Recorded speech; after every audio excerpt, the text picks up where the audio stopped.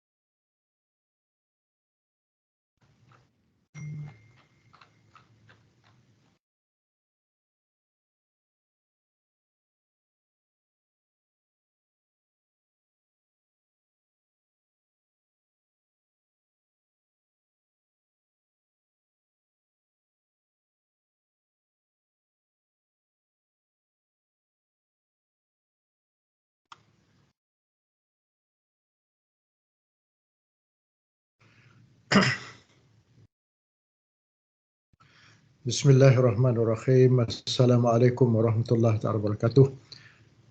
Dengar semua? Dengar tak? Boleh respon? Dengar, okey ya. Jadi pertamanya saya mohon maaf kerana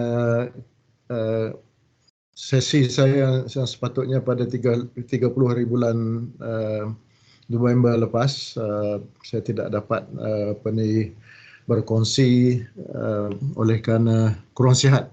Jadi saya mengambil tempat Semada Dr. Azimin pada hari ini. Jadi tajuk yang saya akan kongsikan pada hari ini adalah berkenaan dengan matematik dalam Al-Quran. Terlebih dahulu saya yakin bahawa saudari telah pun sama-sama mendengar beberapa penyampaian terlebih dahulu sebelum saya, tetapi suka saya ingin sebutkan di sini bahawa saya yakin bahawa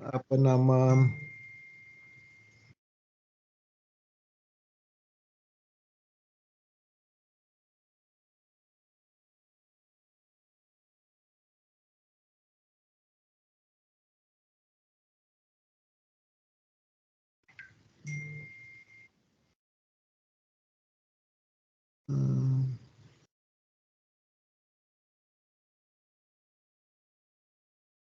yakin bahawa saudari telah pun mempunyai satu asas yang penting bagi saya adalah untuk membezakan di antara sains tauhidik ini dengan sains konvensional. Jadi dan kita juga mengucapkan syukur kerana subjek sains tauhidik ini adalah merupakan satu subjek yang penting di dalam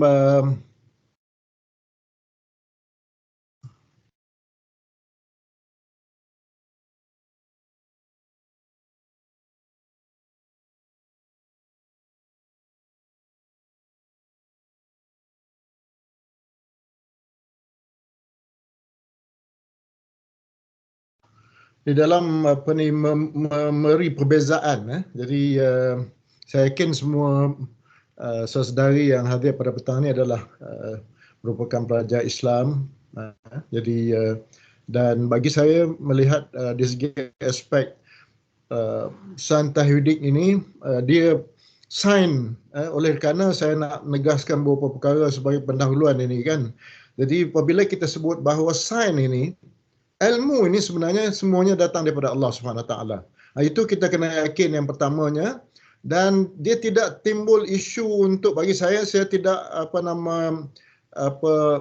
bersetuju dengan untuk Islamize, untuk kita Islami, untuk melakukan Islamisasi terhadap ilmu, oleh kerana sebenarnya ilmu ini adalah merupakan ilmu Allah Subhanahu Wa Taala. Jadi kita ni sebenarnya, even Einstein sendiri pun, dia bukan mencipta ilmu sebenarnya, dia adalah discover. Dia adalah merupakan menjumpai, menerokai dan akhirnya menjumpai dan dia dapat menghasilkan satu formula, misalnya E = MC square.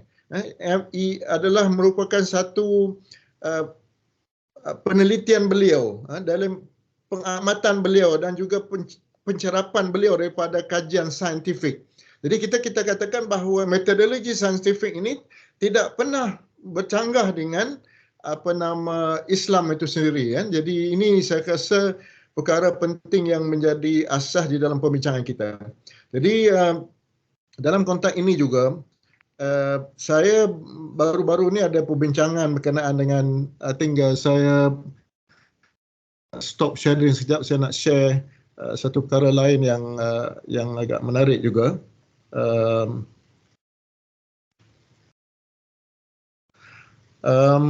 Ini adalah apa yang dikatakan satu usaha yang dilakukan oleh beberapa ahli sains dan juga beberapa profesor yang mengungkilkan ataupun cuba untuk mempopularkan satu pendekatan dipanggil sebagai 5D thinking process.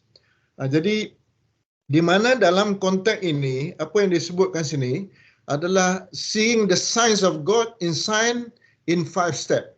Jadi kalau kita betul-betul mengikuti langkah-langkah ini dalam 5 steps ini, sebenarnya dia dapat akhirnya membawa kita kepada appreciate. Jadi mula kita kena explore misalnya bagaimana kita melihat bahawa pokok daripada bijian, kita bayangkan kita bijian itu kita tanam dan akhirnya pokok itu akan membesar dan membesar.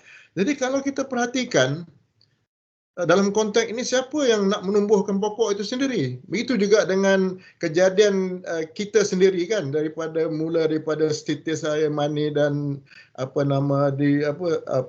digabungkan di antara sperm dan sebagainya, dan akhirnya pembentukan jadi segumpal darah dan ketul daging dan akhirnya. Jadi sesungguhnya pemahaman bagi mereka yang tidak memahami, yang tidak percaya kepada Allah Subhanahu Wa Taala, ini mengatakan bahawa dia jadi dengan tiba-tiba macam black hole theory, black hole ni kan dia kata just jadi explode.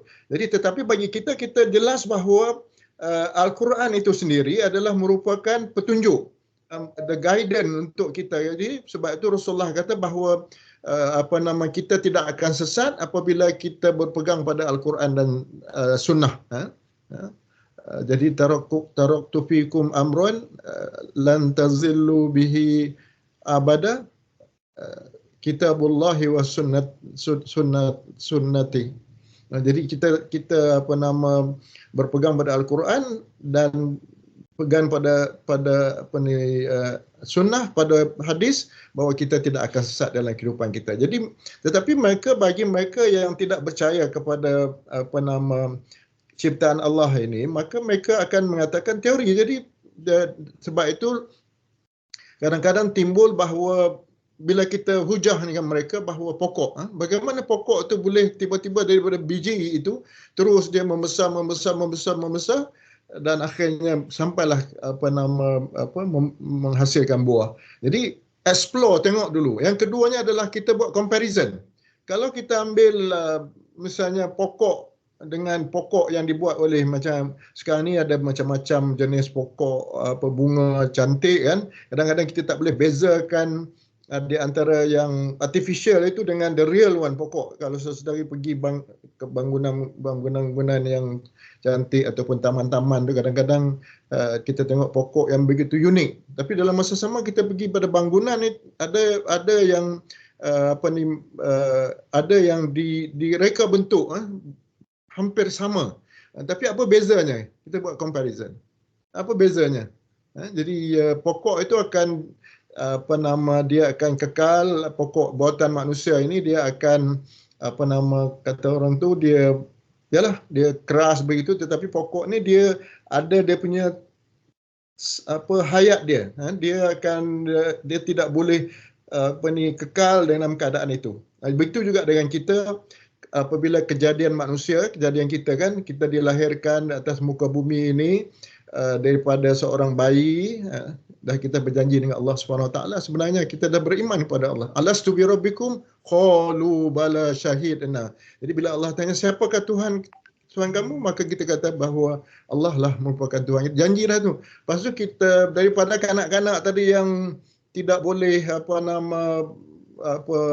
orang kata yang tidak boleh bergerak, lepas tu dia boleh melakukan pelbagai, dia membesar, dia boleh bangkak, kemudian dah boleh berjalan, kemudian boleh lari, kemudian dia besar, dia fasa, seterusnya.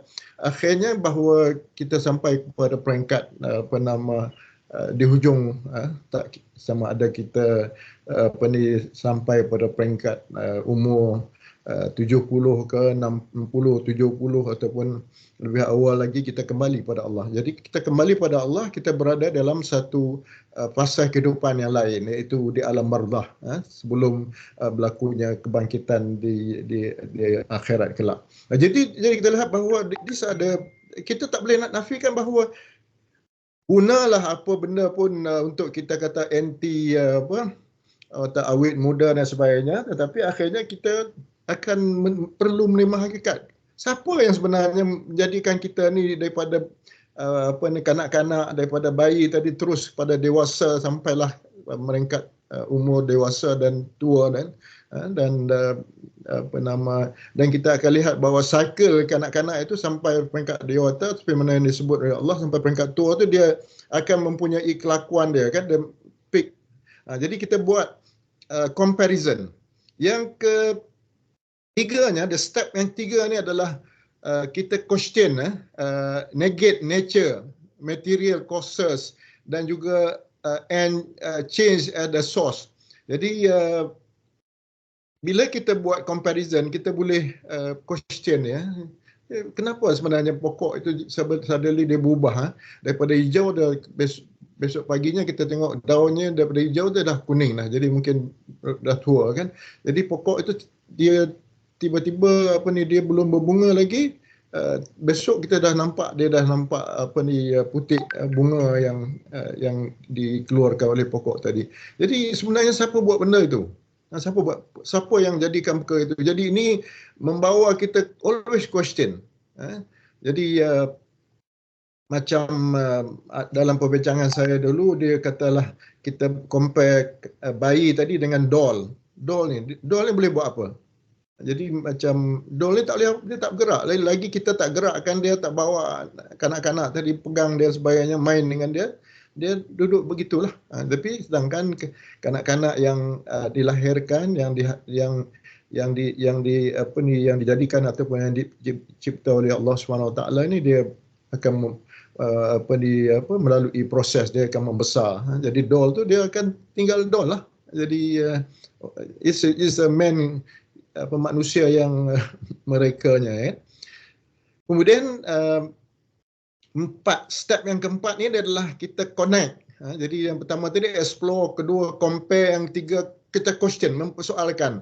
Jadi sebab itu dalam ayat yang panjang yang sebenarnya saya akan mulakan itu adalah Allah nak menyoalkan kepada kita apabila kita baca Quran kan. Inna fi khalqis samawati wal ard wa ihtilafil laili wan nahar ila ayatil liulil albab. Jadi kejadian malam tiba-tiba, dia kata sebab matahari bulan ni lah yang peredaran bumi dan matahari dan bulan. Jadi sebab itulah kita dapat malam dan siang. Siapa sebenarnya yang menggerakkan perkara itu? Allah tanya. Inna fi kejadian siang dan malam ni sebenarnya adalah membuka mata kita, liulil albab. Jadi mereka yang berfikir. Kita ni sepatutnya menjadi ulul albab. Kita tak boleh melihat perkara yang berada di sekeliling kita ni adalah biasa, ya kan? Tapi Allah selalu bertanya dalam Al-Quran ni, Allah suruh kita fikir bagaimana unta dijadikan, bagaimana bumi dihamparkan, bagaimana langit dibentangkan, bagaimana bukit ditegakkan. Jadi semua itu adalah dirakamkan oleh Allah SWT dalam Al-Quran untuk kita fikir. Jadi macam Rasulullah SAW sendiri apabila membaca ayat tadi dalam surah Ali Imran itu 191, dia menangis. Menangis oleh kerana Allah menyeru kita untuk berfikir. Kalau kita berfikir, tak fikirkah tiba-tiba kita ni hari ini dah pukul 6 petang, 5 petang, kemudian sekejap lagi dah masuk maghrib dan kemudian begitulah peredaran dia kan. Jadi kita point to the interconnectivity dalam connect ini and dependency, perceive divine names and sign. Jadi daripada ayat-ayat tadi kita cuba kaitkan kejadian peredaran bumi dan matahari dan sebagainya, siang dan malam tu kita kaitkan dengan ayat Al-Quran Al-Karim. Jadi dan yang kelimanya adalah kita appreciate, kita menghargai so uniknya kan. Jadi ada baru-baru ni di viral oleh seorang doktor berkenaan dengan sel-sel yang ada dekat otak ni kan. Jadi dia bertanya berapa banyak bilangan sel yang ada dekat otak. Ada 1 juta? Tak. Jadi 10 juta? Tak. 100 juta? Tak. 1 bilion? Tak. Jadi akhirnya mengatakan bahawa kita ada 30 trilion sel dalam otak kita. Jadi inilah menunjukkan siapa sebenarnya yang menjadikan ke itu. Jadi kita really dapat appreciate, dan dalam konteks sains tauhidik ini dia mendekatkan diri kepada kita. Tauhid ni sebenarnya adalah meningkatkan keyakinan kita untuk menerima Allah SWT itu adalah sebagai pencipta. Jadi tempat yang kita sembah. Jadi Allah itu adalah yang yang mencipta kita, dan kita penuh yakin bahawa keseluruh kehidupan kita sebenarnya adalah merupakan kehidupan yang dirancana oleh Allah SWT. Jadi sebab itulah dalam konteks 5D thinking model ini, dia selalu memikirkan untuk kita fikir. Jadi akhirnya kita berserahlah kepada Allah SWT. Sebab itulah di dalam konteks tauhid kita sendiri kan, yang saya yakin saudari pun dah mempelajari ataupun apa orang kata mungkin dah terlalu familiar dengan tauhid, apa ni, kepercayaan daripada Allah, kemudian seterusnya pada sampai qada dan qadar itu sendiri ya. Jadi benda-benda ghaib itu sendiri yang kita nak meyakinkan. Always bila kita melihat dari segi mempelajari sains tauhidik ini, dia sebenarnya terus membenamkan ataupun memperkuatkan keyakinan kita. Itulah kehendak kita. Kita yakin sepenuhnya kepada Allah SWT dalam kehidupan kita. Jadi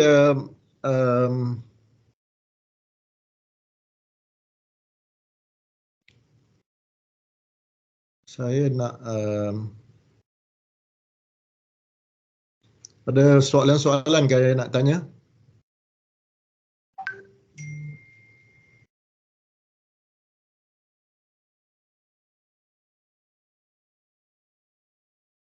Pagi kuliah petang-petang ni kan, kadang boring juga ya. Okey tak? Ada soalan? Tak ada. Tak ada. Ini siapa yang jawab ni?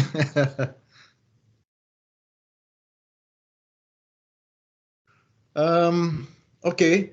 Di dalam yang saya bacakan ayat tadi kan, dalam surah Ali Imran jadi inna fi khalqis samawati wal ardi wa ikhtilafil laili wan nahari la ayatil li ulil albab alladzina yadhkuruna Allaha qiyaman wa qu'udan wa 'ala junubihim wa yatafakkaruna fi khalqis samawati wal ardi Rabbana ma khalaqta hadza batilan subhanaka faqina adzabannar.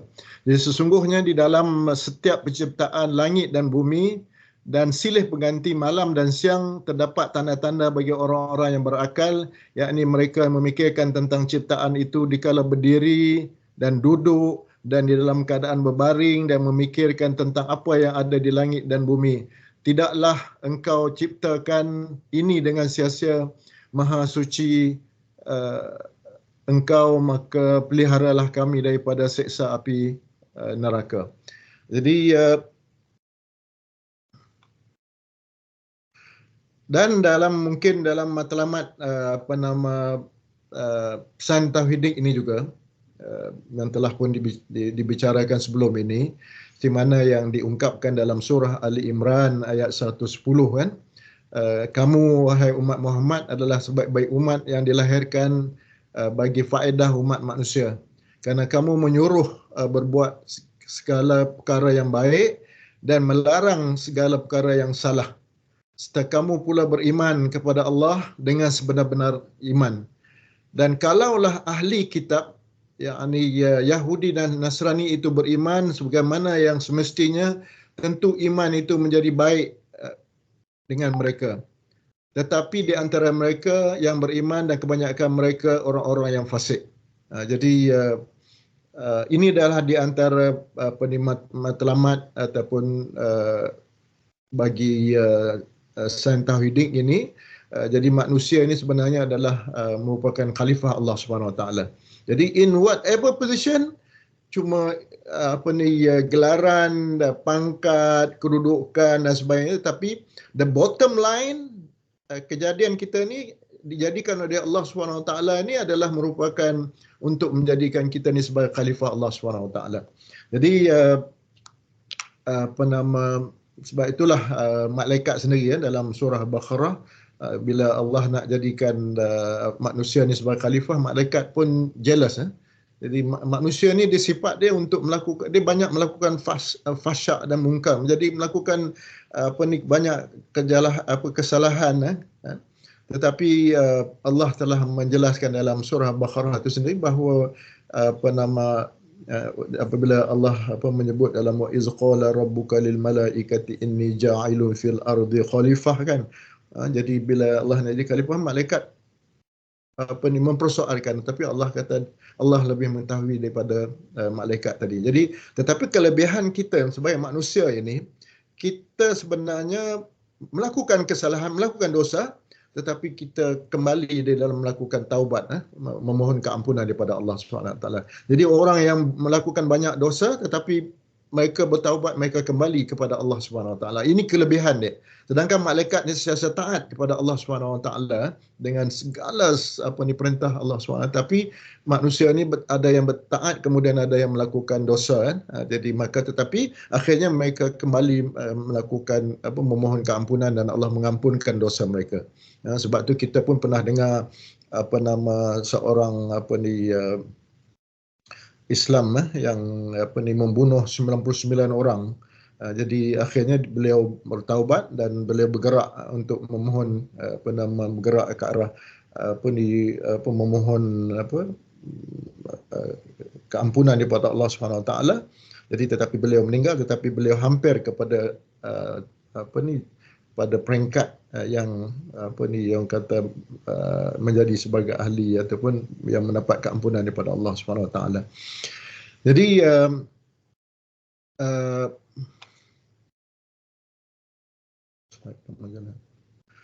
dalam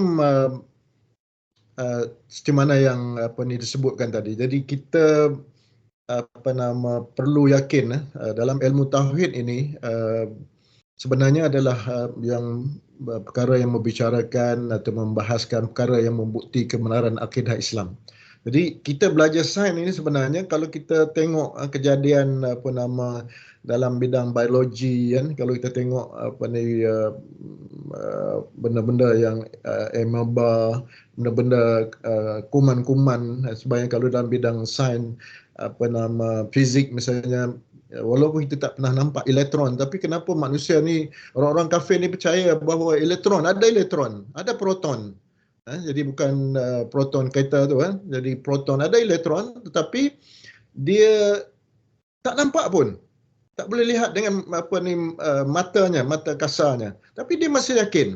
Tapi kenapa benda-benda gaib yang disebut oleh Allah SWT dalam Al-Quran ini dia tak yakin. Jadi sedangkan benda-benda yang dia tak nampak pun dia yakin. Jadi kita yang nampak bila nak buat ikut dalam teropong, nak tengok kuman-kuman dan sebagainya itu, kita melihat bahawa kebesaran Allah SWT dalam mencipta. Allah tahu daripada sekecil-kecilnya dan sehingga sebesar-besarnya, semua itu adalah dalam ilmu Allah SWT.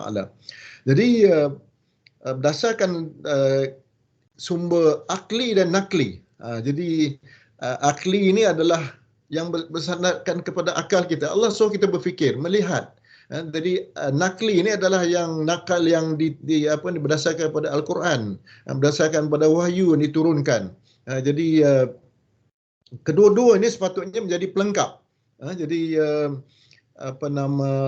dan sumber di dalam membicarakan soal sains tauhidik ini, dia juga perlu melihat dari segi pergabungan di antara aspek nakli dengan akli yang bersandar kepada akal kita dan juga bersandarkan kepada ilmu wahyu daripada Allah SWT.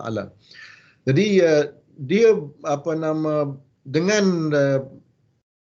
ilmu ini kita dapat sebenarnya mendedahkan kebatilan orang kafir, keraguan dan pendustaan yang mereka lakukan. Jadi dalam bidang perbahasan ni saya tak naklah membincangkan dalam soal rukun iman. Kita banyak mendengar ceramah-ceramah kuliah dan sebagainya. Jadi tapi ilmu bila sebut tentang rukun iman yang sangat menjadi sebagai pokok utama di dalam perbincangan soal akidah ini kan. Jadi ilmu paling mulia kerana membahas sesuatu yang amat mulia. Jadi kita wajib, merupakan wajib untuk dipelajari, membina keteguhan hati, mempelajari penerangan yang lebih mendalam mengenai hukum fardu kifayah tadi. Jadi dia tidak ada pencanggahan yang saya kata di awal tadi, dia tidak ada pencanggahan di antara ilmu akli dengan nakli ini. Oleh kerana asasnya bahawa Allah yang menciptakan kita sendiri, akal kita dan sebagainya. Kita mempunyai daya untuk melakukan inovasi dan sebagainya, tetapi akhirnya bahawa idea itu adalah daripada Allah SWT. Jadi kita melakukan sebagai pembuat, pelengkap. Jadi sungguhnya iman adalah merupakan asas dalam amalan kita. Jadi semuanya mesti bertitik tolak daripada iman, kepercayaan kita kepada Allah SWT untuk mendapat ganjaran dalam kehidupan. Jadi pintu masuk Islam ini tidak lain adalah daripada untuk kita mengucapkan 2 kalimah syahadah. Jadi jika tidak fahami tauhid, jika tidak kenal Tuhan dan tujuan hidup, akan menyamakan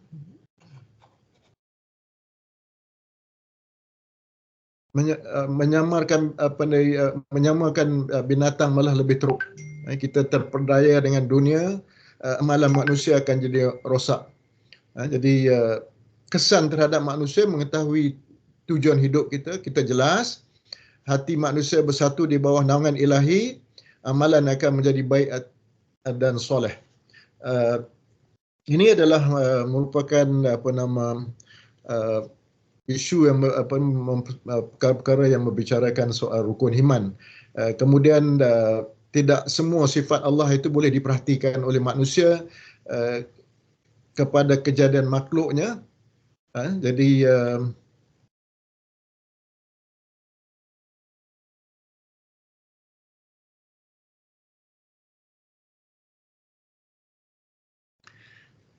itulah sebab ada Rasul sebagai pembawa berita.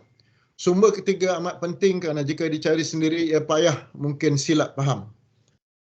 Jadi maka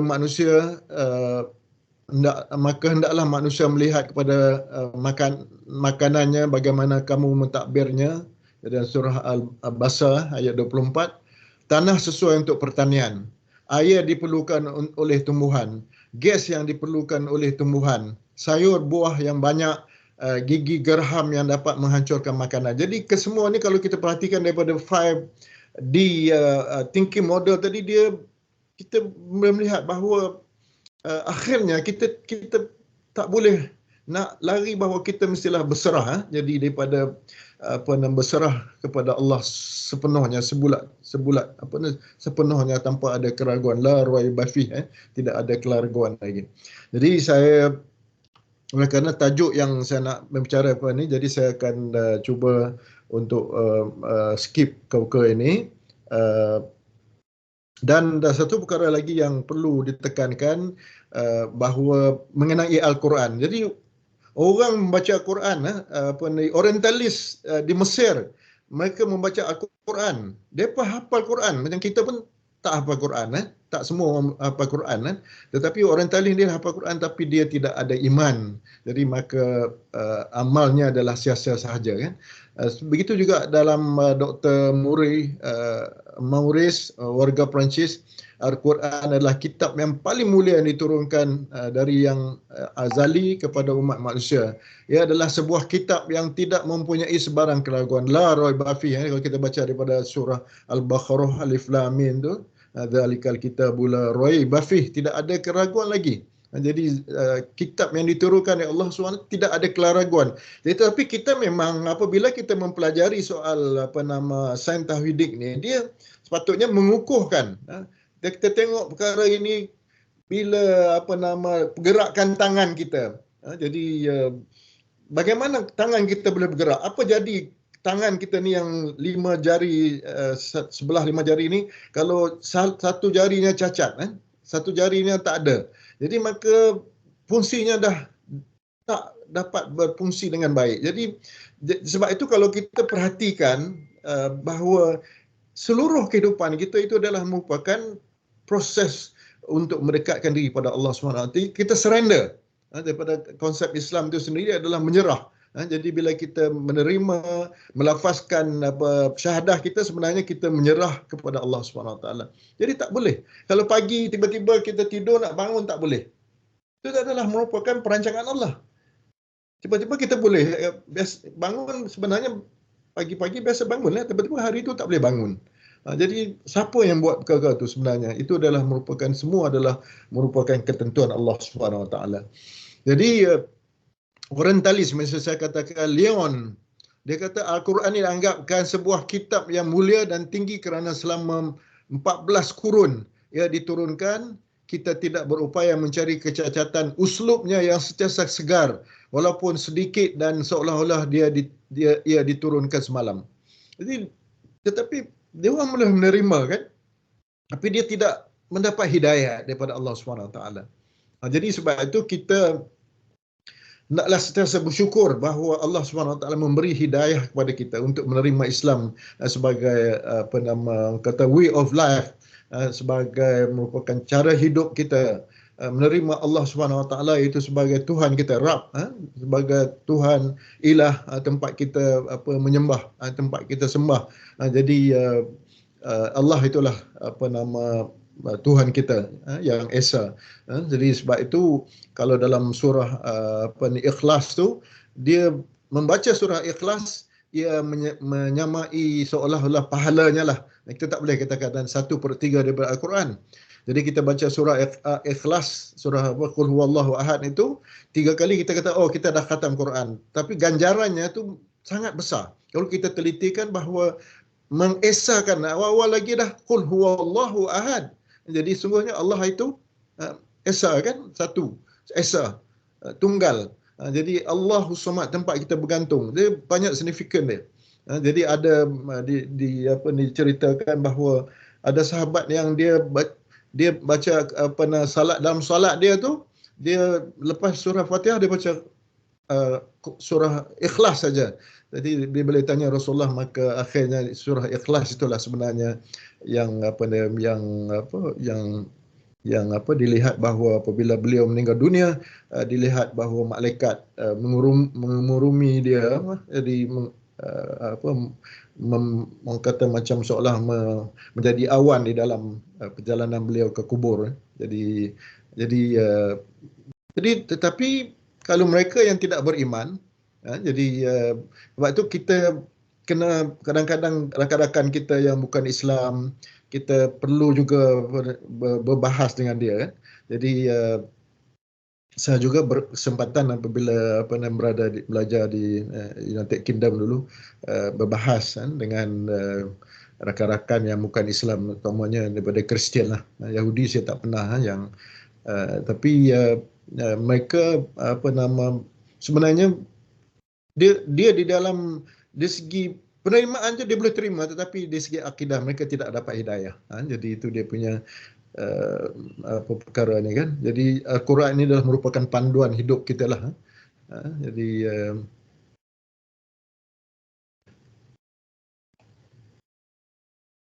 Allah menurunkan Al-Quran sebagai petunjuk kepada manusia. Al-Quran membincangkan satu perkara yang dengan jelas, tetapi kerana ilmu manusia ada yang tidak cukup menjadikan Al-Quran hanya dipahami setelah mereka mengkaji lebih mendalam. Tak salah sebenarnya, kita memang Allah menyuruh kita untuk mengkaji Al-Quran itu, memahami, bukan kita baca saja. Baca Alhamdulillah, seperti mana yang disebutkan oleh hadis Rasulullah SAW, setiap perkataan itu, kalau baca Bismillah itu ba satu, jadi alif dan semua dan sebagainya itu dikira sebagai satu pahala. Tapi yang penting bagi kita adalah membaca Al-Quran, memahaminya Al-Quran itu, dan akhirnya yang penting itu adalah mengamalkan isi Al-Quran. Jadi itulah perkara yang yang penting. Kemudian saya akan pergi seterusnya. Kita telah ini perkara yang saya nak bawa. Jadi dalam sistem nombor di dalam Al-Quran. Jadi dia saya kaitkan tajuk bagi matematik lah. Jadi kadang-kadang kalau kita kaji Al-Quran itu, kita akan bertemu dengan berbagai perkara. Jadi ada yang dalam sebelum ini ada ceramah berkenaan dengan logam-logam yang disebut dalam Al-Quran, buah-buahan disebut dalam Al-Quran, haiwan yang disebut dalam Al-Quran, macam-macam dalam Al-Quran itu sendiri kan. Kita baca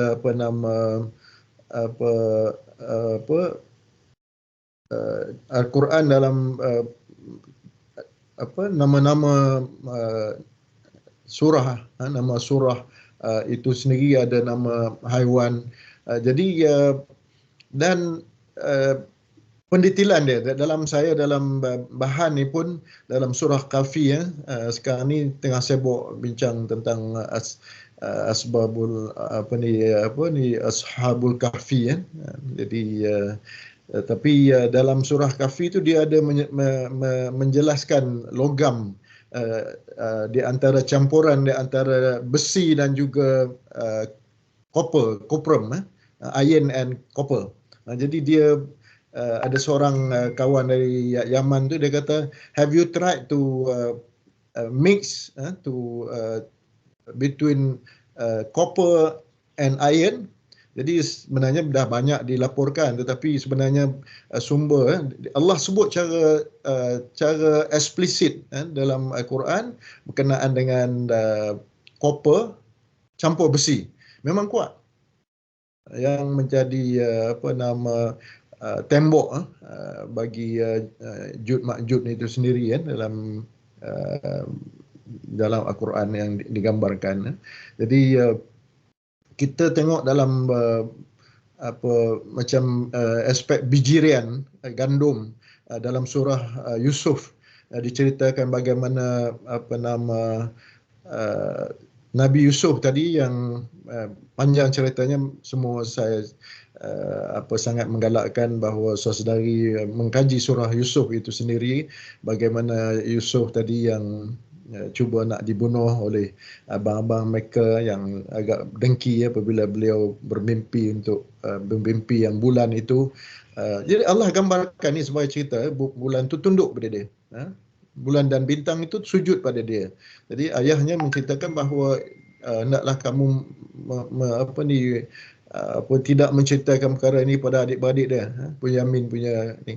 Jadi kita nak tunjuk, tapi saya nak bawa ni bahawa Nabi Yusuf itu dia menyimpan biji birian itu selama 7 tahun untuk menghadapi musim kemarau 7 tahun kemudian. Jadi Allah gambarkan dengan begitu jelas sekali. Cerita ni adalah untuk memberi pengajaran kepada kita bagaimana kehidupan dan yang telah berlalu. Jadi kita pun kita tak nampak, kita tidak melalui, malah kita pun tak pernah melihat Rasulullah SAW ataupun Nabi Muhammad sendiri.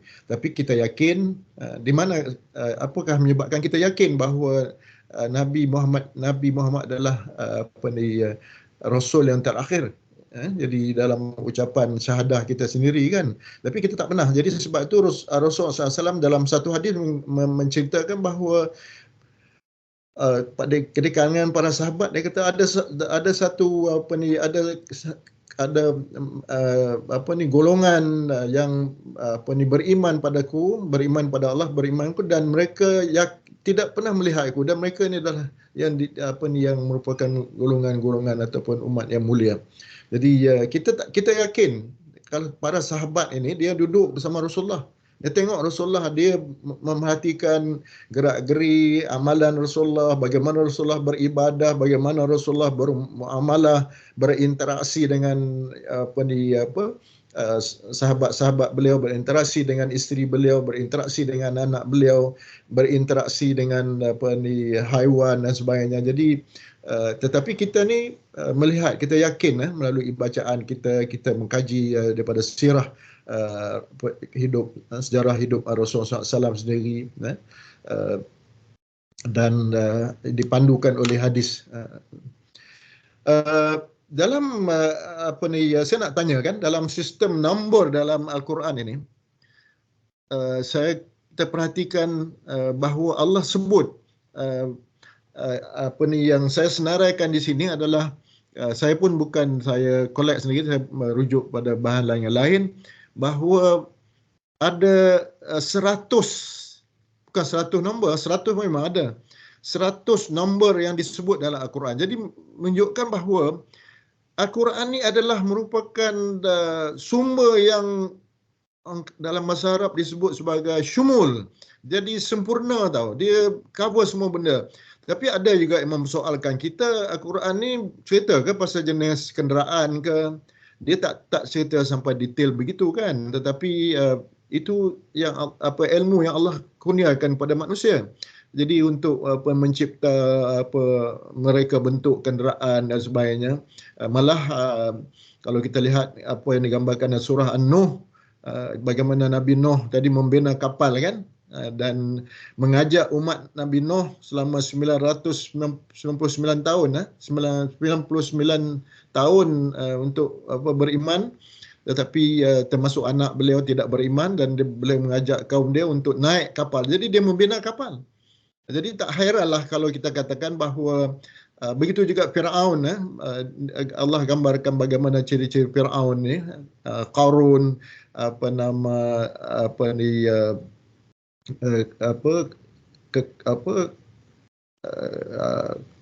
pelanggaran mereka ataupun mereka tidak beriman kepada Allah SWT, dan pembinaan macam-macam. Jadi sebab itu ada yang bersoalkan kenapa Rasulullah SAW hanya menaiki kuda hunta ketika itu, tak ada kereta pun kita kan, sedangkan memang ada ilmu yang diberikan oleh Allah SWT. Allah gambarkan macam buat kapal. Jadi sebab itu kalau kita perhatikan, jadi dalam soal matematik ni, dia boleh dikategorikan sebagai the arithmetic dengan matematik. Jadi dalam matematik ini, kalau dia berdasarkan tidak boleh lari daripada asas nombor itu sendiri kan. Jadi kalau dulu di Jabatan Sains Matematik itu ada pakar yang mengkaji tentang matematik di segi alam Melayu, etnik etno matematik, Prof Datuk Prof Emeritus Dr. Syahrir Muhammad Zain, Profesor Emeritus Datuk Dr. Abdul Razak Saleh, semua tu yang mengkaji tentang etno matematik digunakan dalam alam Melayu. Jadi dalam konteks ini. Tetapi apa yang saya nak tekankan sini pada petang ini adalah numbers itu sendiri memang telah disebut oleh Allah SWT. Tadi macam kita kata, Qul huwallahu ahad, katakanlah Allah itu esa kan, tunggal, satu. Awal lagi dah sebut satu. Jadi di sini ada 100 jenis number yang diungkapkan oleh Allah SWT. Jadi sebab itu kita kata matematik. Kita belajar matematik. Apakah matematik itu bertentangan dengan Islam? Tidak. Ilmu ia adalah merupakan ilmu Allah SWT yang diberikan kepada kita. Kenapa diberikan kepada kita adalah untuk kita terus menggunakan ilmu itu di dalam kehidupan kita. Tetapi ilmu itu mestilah tidak bercanggah dengan tidak menjadikan manusia itu engkar dan engkar kepada Allah SWT. Tapi ilmu yang diberikan itu semuanya adalah untuk mendekatkan diri manusia itu kepada Allah SWT. Sebab itu kita mempelajari soal sains tauhidik ini. Dia tentu berbeza. Akhirnya mungkin ilmu sains tauhidik, ilmu sains biasa itu membawa kepada manusia itu lebih rasa bongkak, dia rasa takabur. This is my own invention. Saya yang cipta benda ini. Sedangkan sebenarnya ilmu yang kita dapat itu, bagaimana ilham yang kita dapat itu, dia adalah daripada Allah SWT. Ada seorang saintis, profesor saintis Jepun, dia ni adalah inventor, dia mencipta benda yang baru. Tapi dia nak dapat idea tu, dia kata dia akan pergi ke swimming pool, dia berenang kat swimming pool, dia akan tenggelamkan badan dia sehingga dia macam nak lemas tu, dia akan mendapat idea yang baru.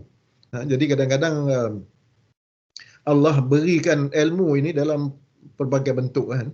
Dia akal kita sendiri itu, dan kadang-kadang melalui mimpi, ada yang mendapat mimpi yang bagaimana dia dapat idea tersebut, dan bagaimana kapal terbang yang kita yang kita naiki, itu dari mana idea dia dapat. Semuanya daripada Allah SWT. Dia tengok bagaimana burung itu boleh terbang, burung tu boleh terbang.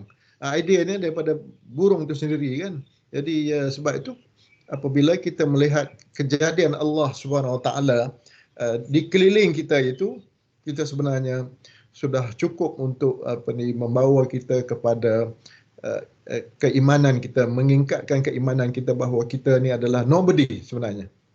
Kita adalah sebagai insan yang tidak berharga sebenarnya, kecuali lah Allah SWT mengangkat martabat kita dengan kita beriman kepada Allah SWT. Jadi Kalau kita lihat dalam number yang saya bacakan sini, dalam bahasa Arab lah kan, Al-Quran diturunkan dalam bahasa Arab, tetapi dia tidak menyusahkan pada kita untuk kita menghafalnya, walaupun kita daripada pelbagai bangsa. Kalau kita lihat di Afrika itu sendiri, mereka bertutur dalam bahasa lain, tapi ramai di kalangan mereka yang membaca Al-Quran dengan begitu baik sekali kan. Jadi kalau dalam number satu wahid tadi, isnain dua, ini macam belajar bahasa Arab, thalathah tiga, arba'ah empat, khamsah lima, sittah ada, sab'ah tujuh, samaniyah lapan ada sebut, tis'ah sembilan, asyara 10, siapa yang ada bahasa Arab, basic bahasa Arab, ada asyara 11, isna asyara 12, tis'ah asyara 19, lepas tu Ishrun 20, Salasin 30, Arba'in 40, Khamsin 50, Sitin 60, Sab'un 70, Samanin 80,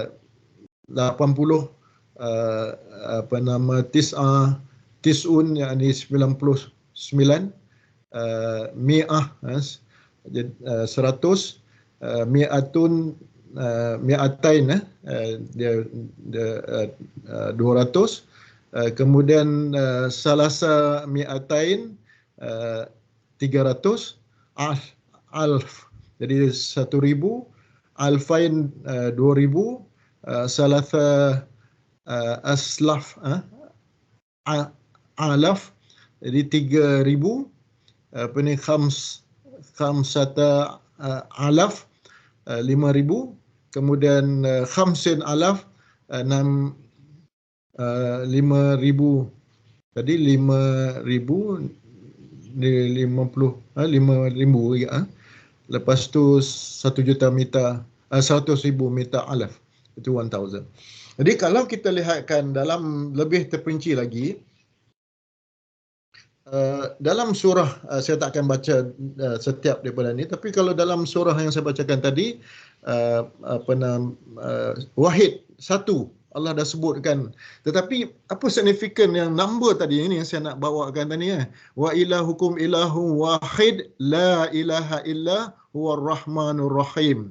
Jadi and your God, minta maaf saya baca dalam bahasa Inggeris, is one God. Jadi dah sebut sini Allah itu adalah Esa. Allah itu adalah satu kan. Jadi Ar-Rahman Ar-Rahim, la ilaha illallah, tiada Tuhan. There is no deity ataupun tiada Tuhan yang lain melainkan Allah.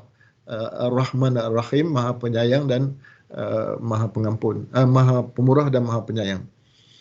Dia menunjukkan bahawa ditekankan bahawa satu tadi dalam nombor satu tadi. Jadi bila kita belajar matematik, kita katakan bahawa kesemuanya ilmu yang kita, walaupun kita matematik ni banyak jadi kalau utamanya kita go for algebra, dia banyak melibatkan formula dan sebagainya, tetapi rangkaian-rangkaian tu dia terbit daripada asas dia, pada asas. Jadi begitu juga dalam surah nombor 2, surah 9 ayat 40, ni surah Taubah, 9 Taubah ke surah Al-Anfal. Jadi dia sebut itu, if you do not aid the prophet, Allah has already aided him when those who disbelieve had driven him out of Mekah. Jadi ini kisah as one of two. When they were in the cave and he said to companion, do not grieve, indeed Allah is with us. Allah, apa ni ayat yang ni, inna la tahzan innallaha ma'ana. Jadi janganlah kita bimbang. Dia sebut cerita ini adalah cerita yang berlaku di dalam peristiwa hijrah, di mana hijrah Rasul ke Madinah, ke di dalam perjalanan tersebut Rasulullah bersama dengan Saidina Abu Bakar As-Siddiq radhiyallahu an masuk dalam gua. Itu macam-macam ceritalah, kita yang betul, kita yang sahih, tak sahih, ada apa ni, labah-labah membuat sarang. Tetapi yang jelas di situ bahawa apa nama Rasulullah apa baring atas apa ni riba Saidina Abu Bakar As-Siddiq. Dia terkena apa macam gigitan apa ni serangga ke, ataupun ada yang katakan ular, ada serangga, jadi beliau menangis apa ni, keluar air mata, terlalu sakit. Jadi bila sakit itu air matanya jatuh ke muka Rasulullah. Jadi sebab tu sedap, jadi Rasulullah menganggapkan seolah dia berasa takut. Jadi oleh kerana at any times kaum Quraisy yang mengejar Rasulullah tadi akan masuk ke dalam gua tadi, bila kalau dia sedar. Jadi maka ada yang mengatakan bahawa burung merpati datang untuk apa ni bertelur, membuat sarang dan bertelur. Tetapi kita kena ingat bahawa kesemuanya adalah merupakan perancangan Allah. Kalau Allah tak mengizinkan perkara itu, tak berlaku. Maka apa nama, begitu juga Saidina Ali, bila dia nak bunuh apa nama, dia dah letak kat dalam satu peperangan, dia pedangnya dah sampai dekat perut apa ni kaum Quraisy kita itu. Tetapi kaum Quraisy itu meludah ke muka dia, dia tak jadi bunuh. Takut bahawa dia bunuh itu disebabkan dia dendam, bukan dibunuh oleh kerana kekafiran, oleh kerana penentangan yang dilakukan oleh kaum Quraisy kepada apa ni tentera Islam, tetapi beliau tidak jadi membunuh. Jadi sebab itu Allah tak izin. Jadi maksud dia tak bunuh lah. Jadi ada sebab musabab dia kan. Jadi ada, kalau kita tengok berlaku di Palestin sekarang, ada kanak-kanak yang walaupun telah pun dihembap ataupun di dalam apa ni runtuhan bangunan-bangunan tu kan, tersempit ataupun di dalam bangunan tersebut, tetapi ada yang kanak-kanak tu survive. Jadi maka kalau Allah tidak izin lagi bahawa Allah akan memelihara nyawa mereka. Tapi kalau Allah dah izin untuk mereka yang syahid, genocide yang berlaku di bumi Palestin sehingga hari yang keberapa sekarang, jadi membunuh kanak-kanak dan sebagainya, itu adalah merupakan keizinan Allah. Walaupun kita rasa sedih, tapi itu adalah di dalam perancangan Allah SWT. Mungkin ada benda lain yang lebih baik yang Allah beri kepada mereka, tetapi yang jelas bahawa kesemuanya adalah merupakan ahli syurga, yang mereka akan masuk syurga. Tapi kita yakin bila dia apa ni dibunuh dalam keadaan itu, mati dalam keadaan itu, mereka adalah para syuhada yang akan masuk ke syurga tanpa hisap. Jadi cerita, jadi walaupun mereka berdua, Saidina Abu Bakar As-Siddiq dengan Rasulullah SAW. Nombor 3 pula, tak perlu kita pergi detail, tapi nak memberi the feeling of ilmu matematik ni banyak lagi kalau saya nak tengok, tapi saya ambil oleh kerana masa agak apa yang saya Dr. Azimin kata 1 jam, saya kata bolehlah sampai 6.30. Jadi saya kata tak apalah. Boleh kan sampai 6.30 ataupun kita kena berhenti dah sekarang? Mohon respon. Boleh kan? Boleh. Boleh Ada apa-apa soalan? Okey. So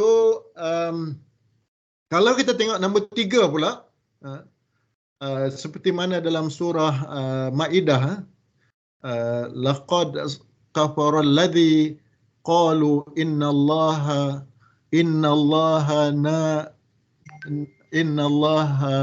nalithu thalatha. Jadi ini nombor 3.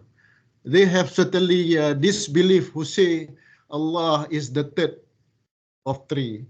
Jadi ini konsep Trinity di kalangan apa nama mereka ataupun di kalangan orang Kristian ini percaya. Macam mana dia orang boleh percaya kan? Jadi sebab tu kadang-kadang kalau fikir dengan hati yang terbuka, kita kata kenapa orang Kristian ni boleh percaya ada 3 Tuhan. Jadi itu Allah mengingat kepada mereka lah. Kemudian kalau nombor 4, qala faqud arba'atan min at-tayri Saya tak boleh nampak sangat. Tak rujuk. Jadi Allah said, take 4 birds and commit them to yourself. Jadi dalam surah Al-Baqarah ayat 260 ini. Jadi apa nama 4. Kemudian dalam surah 58 ada disebut 5. Dia sebut ada 5 kat situ. Wala khamsati illa huwa sadisuhum. Jadi no there are 5 but that he is the 6th of them. Itu pun sebut juga yang nombor 5 dan 6. Kemudian ada nombor 5 juga disebut dalam surah tadi. Nombor 6 juga disebut dalam surah 25 ayat 59. Kalau kita boleh rujuk ini, saya akan share nota-nota ini kalau you all nak. Kemudian he who created the heavens and the earth and what is between them in 6 days, and then establish himself above the throne. Jadi alladhi khalaqas samawati wal ard wa ma bainahuma fi sittati ayyam summa stawa 'alal 'arsy. Arash ni disebut sebagai throne. Throne ni jadi sebagai arash. Jadi dia mencipta apa nama dalam langit dan bumi ini selama 6 hari, dan kemudian di arash. 7 pula Allahul ladzi khalaqa sab'a samawati wa minal ardi millahun. Jadi it is Allah who has created 7 heaven and of the earth the light of them. Jadi 7 petala bumi kan, yang kita kata 7 kepala langit.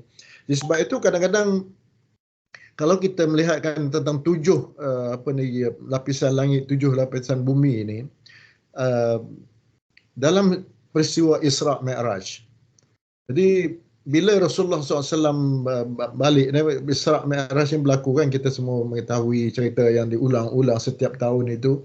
Tetapi bila diulang-ulang setiap tahun tu, apa signifikan dia kepada diri kita? Sepatutnya bila diulang-ulang tu, dia terus menyegarkan kita, meningkatkan lagi keimanan kita pada Allah SWT kan. Jadi dia berlakunya Isra Mi'raj daripada Masjidil Haram ilal Masjidil Aqsa barakna qaulah. Jadi dia sampai Masjidil Aqsa, Rasulullah naik ke atas.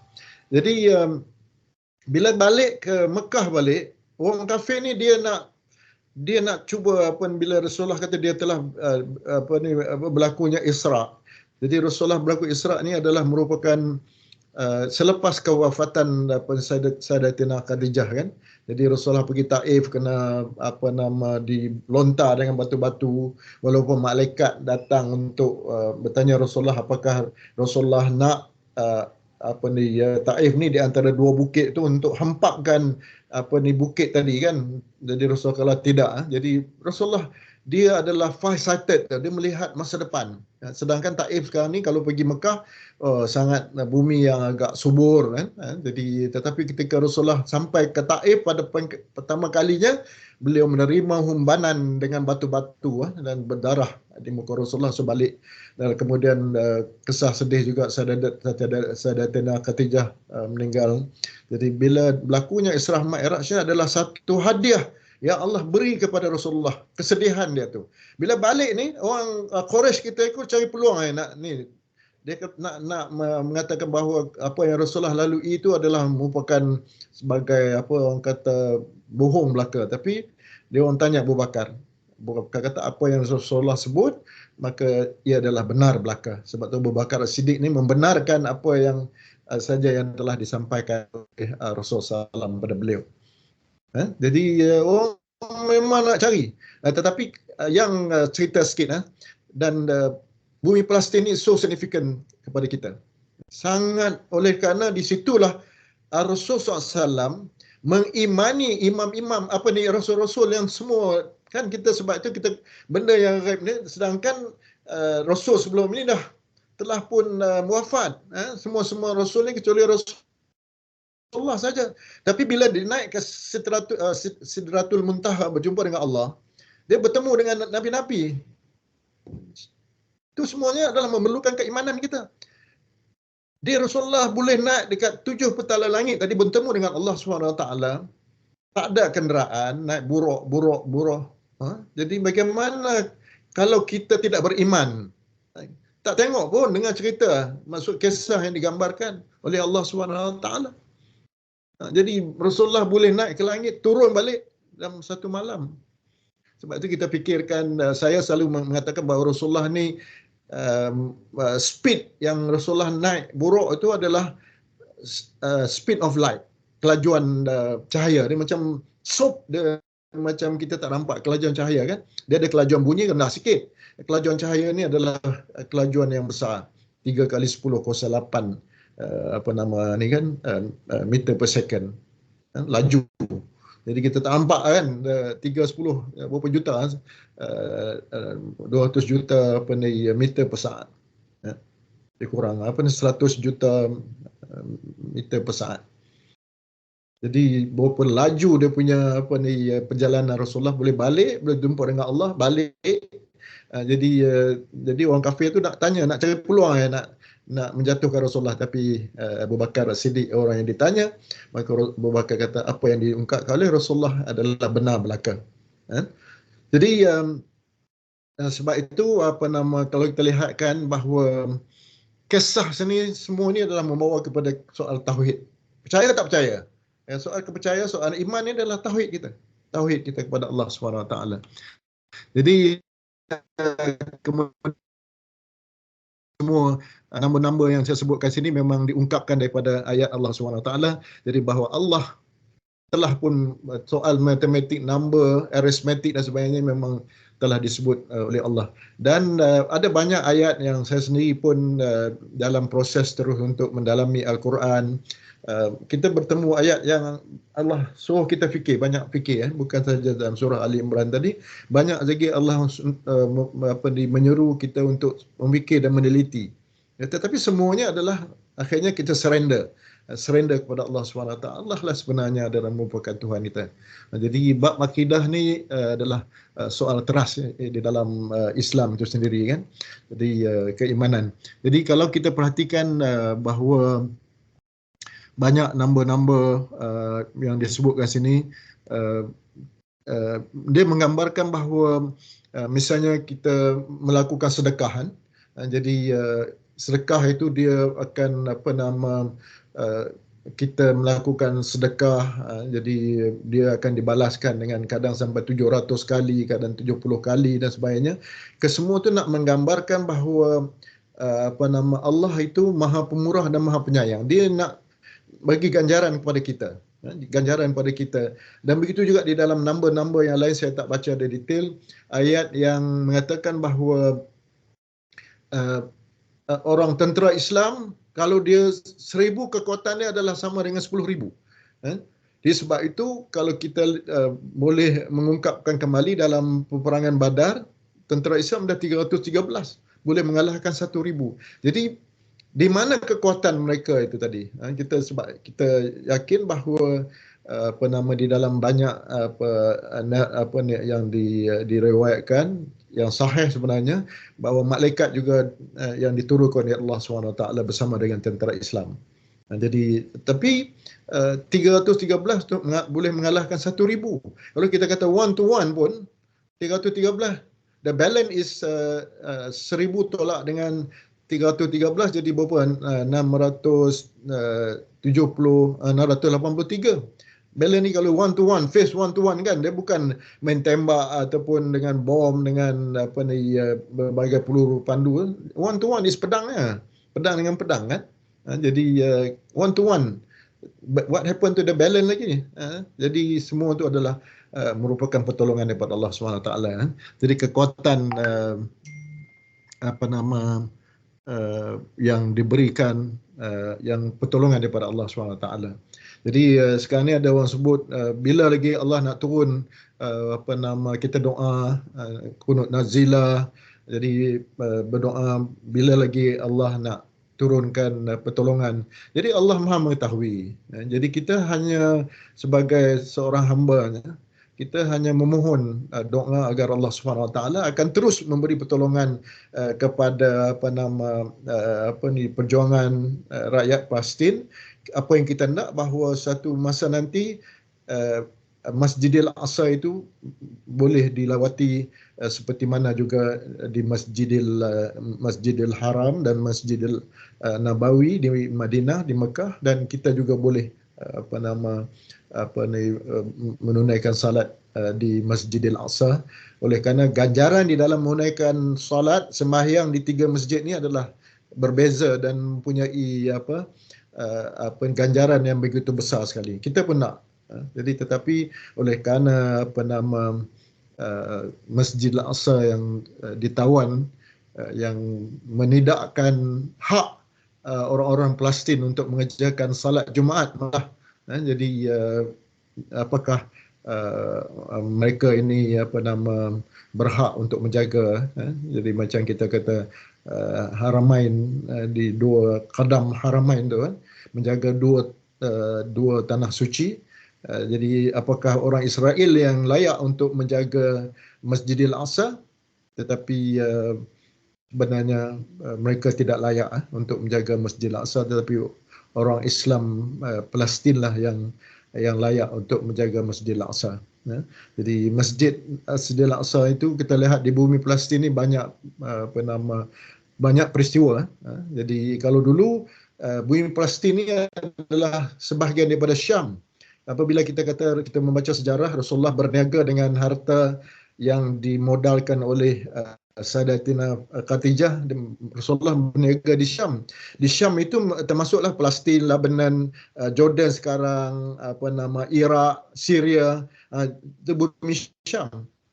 Jadi itu dinamakan Syam. Kita tak tahu di mana Rasulullah pergi dahulu. Jadi tetapi yang kita jelas bahawa Isra' Mi'raj itu berlaku di Masjidil Aqsa. Oleh kerana ini dirakamkan oleh Allah SWT dalam Al-Quran dalam surah Al-Isra'.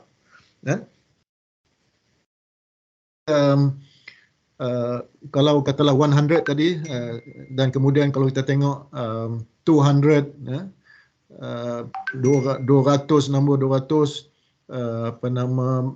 dalam surah Al-An'am ayat 66.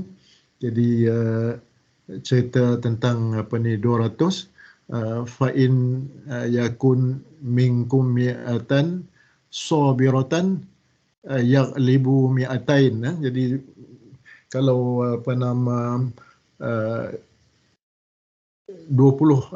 orang tadi yang bersabar, stay fast, they will overcome 200. Jadi dia kata 100 boleh mengalahkan ataupun mengatasi 200. Jadi itulah harga yang dibayar oleh Allah SWT apabila kita bersabar dalam konteks yang dirakamkan dalam surah itu. Begitu juga dengan 1000 kan.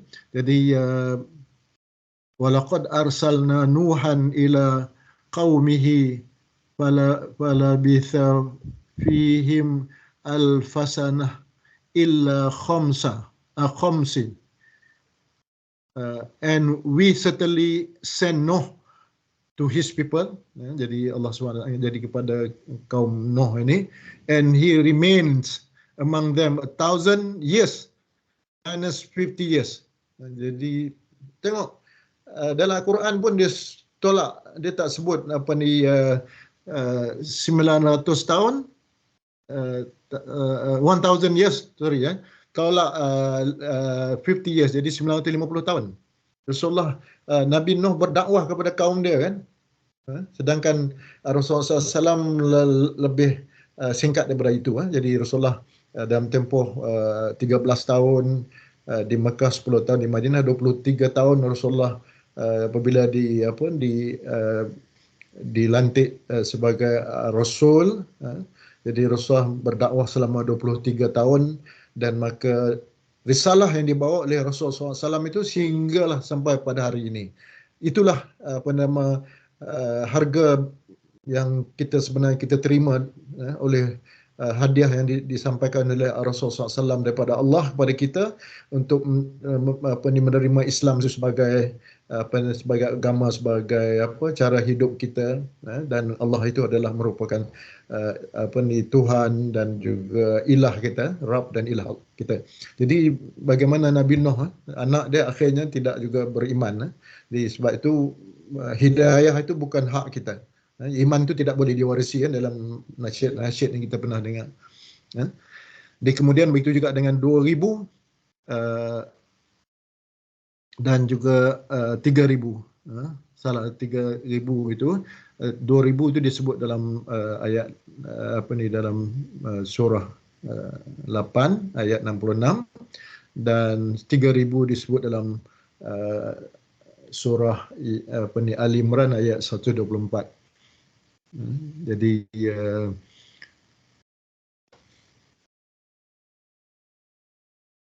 50,000